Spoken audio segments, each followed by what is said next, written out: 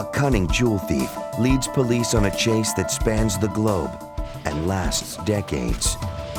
Authorities all over the world seem powerless as they pursue a brilliant woman they will come to know as the Queen of Jewels.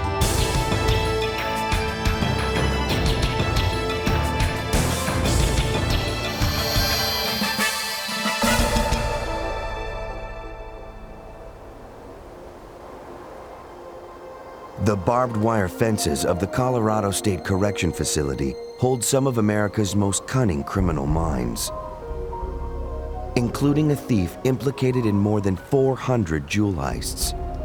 Louise Davis, the Queen of Jewels. I thought I could get away with anything. Let's say go into a fine store, and I'm speaking hypothetically, and just say you walk out with a $100,000 diamond ring that is of great quality. I just thought I could get away with it, because I did. During the course of her career, Louise Davis has stolen millions of dollars in precious gems from some of the finest stores in the world. She remembers the beginning of that career as a young black woman growing up in Slab Fork, West Virginia. Well, hey, Louise, how you doing? I'm fine. My mom told me to. Oh, And she remembers the day her mother sent her to the store to settle a bill. My mom told me that if I make straight A's, I can get a watch. oh, that's nice. While she was there, a watch caught her eye. That's a good one. It's pretty. I think you're gonna like it. The store owner allowed her to try on the watch. Yeah, well, how you been anyway? And he treated me so nice, and I was quite proud of the way he was treating me. And a man, a white man, See another one you might like? entered the store. This one here? His whole everything changed. He was no longer patient. He was no longer nice. All right, you just run on home there. Forgetting Louise had the watch, the man pushed her away. Come on in here. How you doing today, my friend? Doing fine. For an impressionable young girl, the incident would mark the beginning of her lifelong pursuit. I know I have this watch on, and I'm kind of miffed at the manner in which he has changed on me. And I'm not going to give him this watch back at the counter. I'm not going to do that. Thank you a lot, man. Louise changed her mind and gave the watch back. But the incident gave her immediate insight into the way people work. Based upon what happened in the store, I know how to go in another store and cause the jewelry man to forget I have his watch. And I went from this store to this store to this store until I made it happen. It was a lesson Davis would call upon in the years to come. By the time she was a young woman, Davis's life was in chaos. She was divorced. She was unemployed. And she had a family to support. She decided her only option was to steal her way out of trouble. But first, she had to reinvent herself. Davis read fashion magazines like how-to manuals.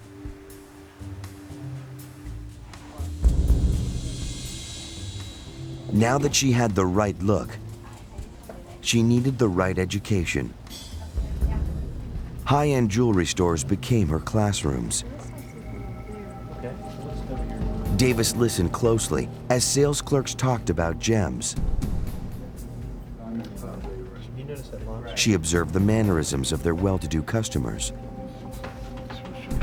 Once she had seen how the game worked, she knew she could play it. I never felt like I had to get confidence. I never felt like I was lacking in anything that I needed in order to go into a fine jewelry shop.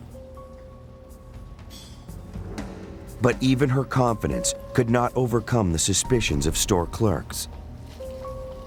Davis realized she would never be thought of as well-to-do in the United States.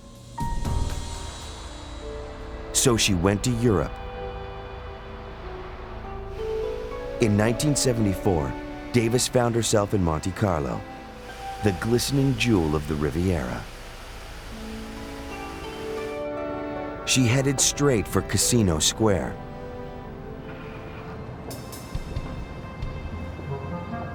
There she found exactly what she was looking for: the most expensive jewelry stores in the world.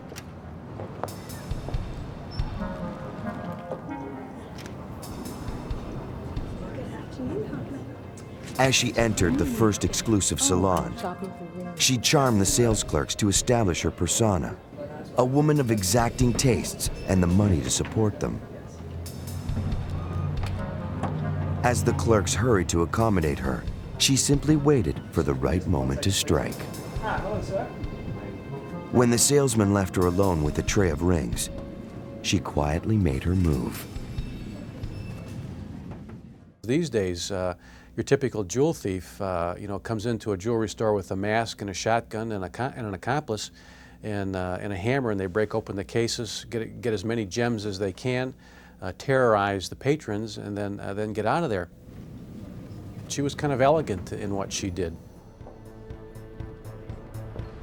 After she had taken the ring, she calmly departed. A taxi waited out front.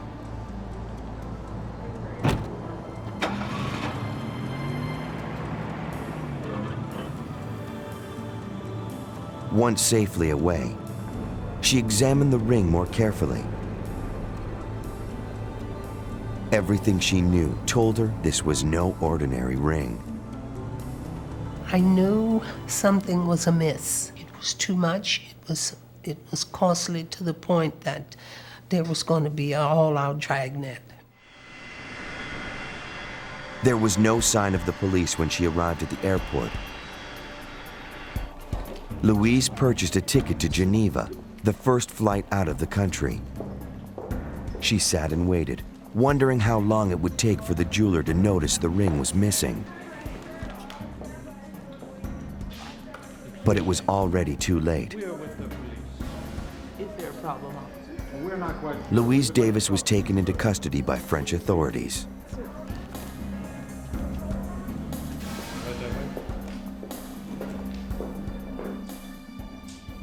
The policemen grew frustrated.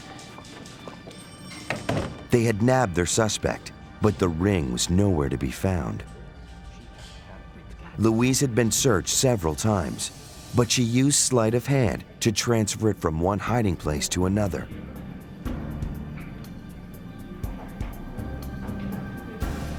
The ring was never discovered.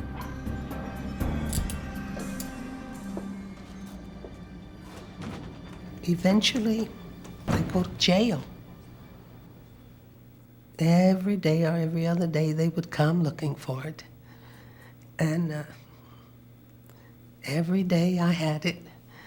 I thought about throwing it away. I thought about giving it to them. And the attorney told me it wouldn't make any difference.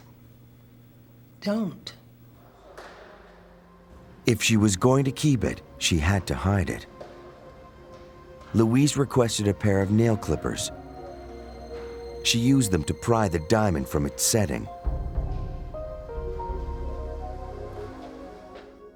Then I got me some thread, black thread and a needle.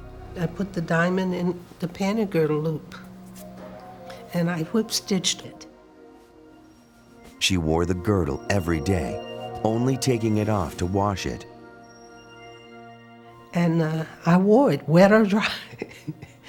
I never was out of it.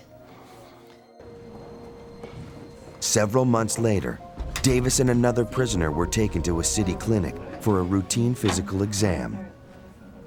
The moment she entered the building, Davis started looking for a way out. Is there a ladies' room around here? Right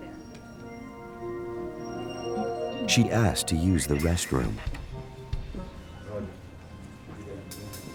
Davis had trained herself to act quickly.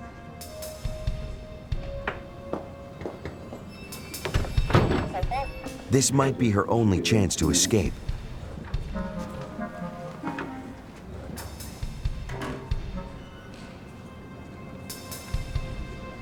She did not hesitate. As Davis left the hospital, she spotted a man getting into a car. She knew she was home free. He would not be the first man taken in by her charm, nor would he be the last. He drove me to over into Belgium, and that's where I went and got the passport. I just got out of there quick. I left that day.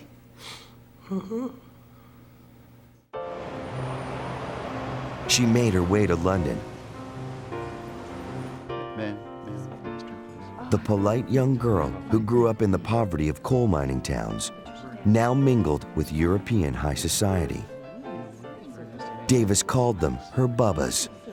It was her nickname for rich people who gave her the instant credibility she needed. We window shopped close to closing time in the fine salon areas. I made sure the people inside saw me with Bubba. And then I would go alone. Being seen with the rich assured her entree into the most exclusive shops. She was always greeted by a very helpful sales staff. Every time she was in the store, she used the same ploy. It was brilliant in its simplicity. She would engage the proprietor in conversation and ask to look at certain rings or certain pieces of jewelry, and would spend a significant amount of time discussing the quality of the gems and all that kind of stuff. And during the course of that, she'd slip on her finger a valuable stone, and then she'd look at it and then continue talking with the owner of the store. And at some point, she'd ask to excuse herself for a minute, either to go find her husband or to go get her checkbook or something like that, and she'd walk out the store. Louise Davis had become quite the jet setter. She would steal a ring in Europe and sell the goods in the United States. She concealed the merchandise from customs officials in ordinary containers. By the 1980s, Davis had managed to elude Interpol, Scotland Yard, and local authorities in scores of cities across the US and Europe.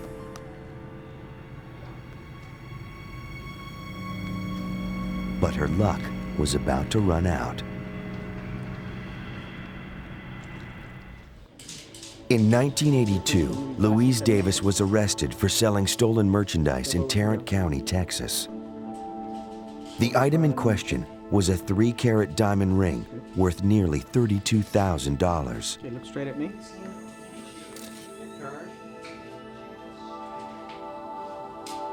You okay, man?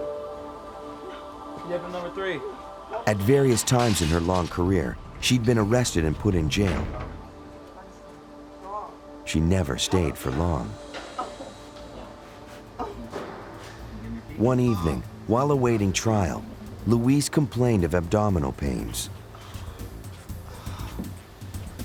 Where's number 3? That would be great. She was transferred to a hospital where she convinced a volunteer to uncuff her. It was all she needed. Davis spent another 5 years on the lam. The FBI finally caught up with her in 1987. She was sent to jail for 6 years. Nearly 60, she was released. But was Louise Davis ready to retire?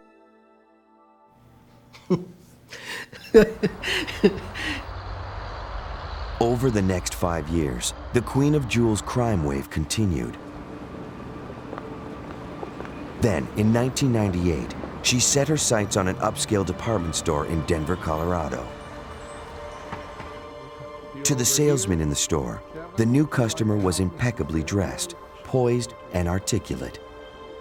She seemed every inch a sophisticated woman of means. She told the clerk she was interested in purchasing a diamond bracelet and matching ring. He showed her several pieces. It would be his first mistake. Most insurance companies do not permit more than one piece of jewelry to be shown at one time. But you cannot do that to someone that you think is a millionaire. Working with you today. Well, thank you. And I hope to see you again soon. Please After 30 minutes, Davis said she couldn't make up her mind. She said she would return later that afternoon with her husband. to make up. She couldn't decide if she liked the size or the season. So, still up in the air. She said she has to go talk to her husband. Well, is there one of the rings over there?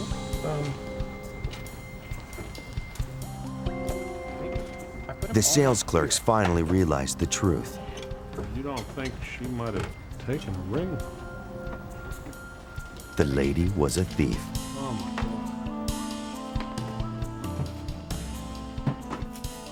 God. The police were called in. The suspect had been careful not to leave behind physical evidence. The stolen ring was large, 3 emerald-cut diamonds in a platinum setting. It weighed more than 5 carats and was worth $57,000. The officers relayed the suspect's description to Detective Gail Riddell, a 30-year veteran of Denver's Property Crimes Unit. Riddell had a hunch she knew who they were dealing with. The physical description and the method of operation sounded very familiar to me because of a bulletin that we had received from the Jeweler Alliance Securities. So I went back through and found the bulletin and read it again, and it matched the method of operation, and the physical description was correct of the suspect. The charming silver-haired grandmother was more than a thief. She was a one-woman crime wave. Riddell's 30 years on the force had taught her that thieves like Louise Davis move fast. The detective circulated a description of Davis to businesses in the Denver area. If Davis struck again, they'd be waiting. Officers were dispatched to the airport, but no one had seen the notorious Queen of Jewels. As officers searched for the suspect, Riddell looked into her past. And what a past it was. When we put her into the computer to look at her record, it came out to be over 6 feet in length. I think we came up with 63, 64 arrests. From the information that I'd already received, this woman was more than big. She was enormous. A judge granted an arrest warrant. Based on Davis's lengthy criminal record, bail was set at a hefty $1 million. Now all they had to do was catch her. Riddell suspected Davis had already left the state. The detective called the Federal Bureau of Investigation for help. Davis, she discovered, was no stranger to them.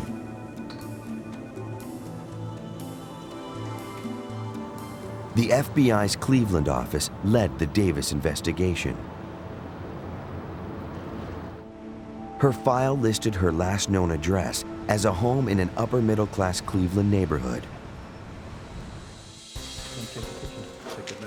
Nothing here. FBI agents searched her house. Davis was not there, but what they found intrigued them.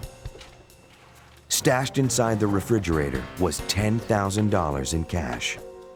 It was the sign of a consummate professional. The refrigerator was probably one of many hiding places Davis kept in case she needed quick cash for a getaway.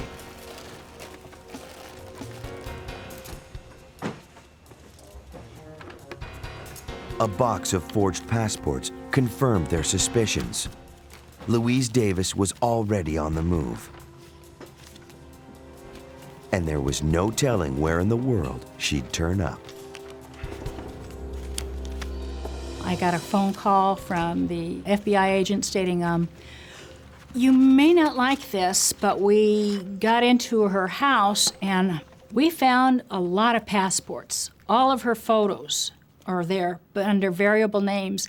And she left the country and came back in one day shortly after your theft. And I said, are you telling me the ring has already been taken to Europe? And he said, no, but I'm just getting you prepared that there is a possibility. But he said, we are working on another angle here and we will keep you posted. And it was kind of like, as fast as we moved, she moved faster. It was beginning to seem as if the Denver Police Department and the Federal Bureau of Investigation would be outwitted by a little old lady.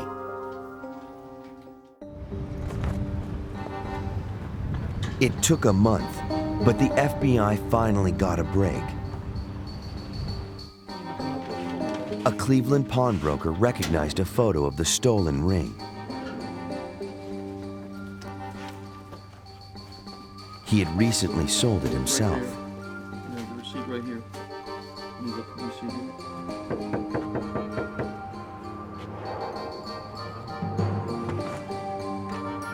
FBI agents spoke with a man who bought the item. Yeah. Do you have it with you? Just went out.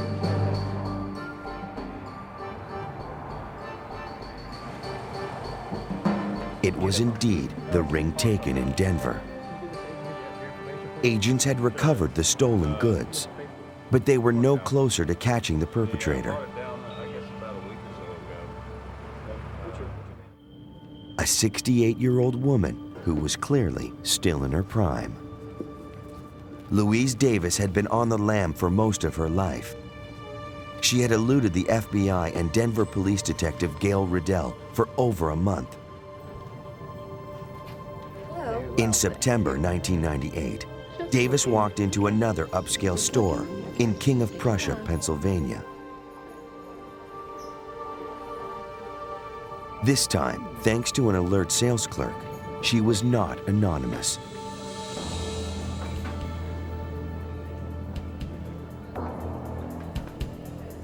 The clerk checked a wanted poster sent out by the Denver police. She recognized the infamous Queen of Jewels. She called security. Gail Riddell finally got the call she had been waiting for. Louise Davis was in custody, but for how long? I said, do not give her a bond. I said, my bond is $1 million on this case. And there was a hesitation on the other end. And I said, did you hear what I said? And he said, $1 million on this little old lady? And I said, yes, sir. I said, she is more than she appears. So please, you know, it's just everybody assumes from her demeanor and of her age that she is not a serious problem. And in fact, she really is. This time, Louise didn't get away, and she was soon sitting in a police interrogation room opposite the woman who had finally stopped her. I said, I want you to tell me how you did this. And she kind of stopped for a second. She looked at me and kind of smiled, and she said, you're the first detective that has ever asked me how I did it. Can you tell me what you did with that ring? The key, she said, was in her image. Oh, certainly. All right. Davis had built her career by mastering a shell game that played on the perceptions of others. Describe him to your husband. My name is Kevin again. Over and over, she performed the same con, and each time it worked. Certainly. Goodbye. I knew that I could have been just as successful on the straight and narrow. I did. I should have been a lawyer. But Davis didn't choose the straight and narrow. In February 2000, she was found guilty of grand larceny. Louise is eligible for parole in 2004 and could even be released earlier on good behavior.